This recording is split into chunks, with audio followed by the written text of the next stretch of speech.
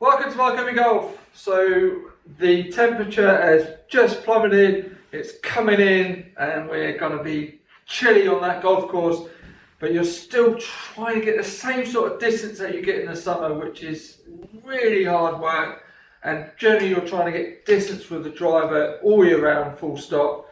But at the moment you've got loads of layers on, you feel and look like the Michelin man and it's difficult to move. So the key factor, the information that will really make the difference for you when you're practicing and trying to get that extra distance with any club, especially with the driver, is the strike, the knowledge of the strike. So I made a purchase and brought some foot spray from Boots, which worked okay, gave the driver a nice smell to be fair, and then I tried the deodorant. That was a bit more effective, and you can get the official foot spray. Golf foot spray, so I just wanted to see. And you spray it across the face, hit the shot down there, as you can see on the screen now. It gives you that mark, gives you that information. So it gives you that awareness of where you're striking the ball, which makes a huge difference in distance.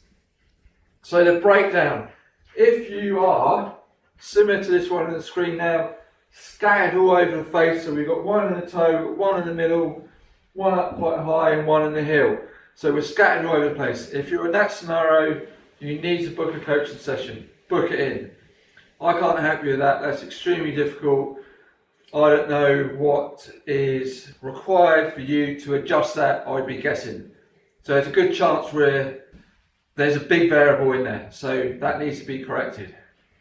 So if you then got it in the same spot, so you're hitting it consistently in the same spot but it's not quite in the middle, then that's a good thing. You're consistently doing the same move. It might not be giving you a centre strike, but it's in the same spot.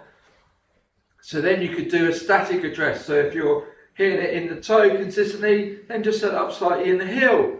If it's too high off the face, then adjust your ball position slightly. So either move it forward, move it back, depending which one. But be very subtle. It's so easy to go to the extremes. You're messing about with millimeters, so play about with the height for the tee peg slightly. So get that markings on that club face and just have a play about. Like I said, if you've got a consistent grouping, that's a good thing.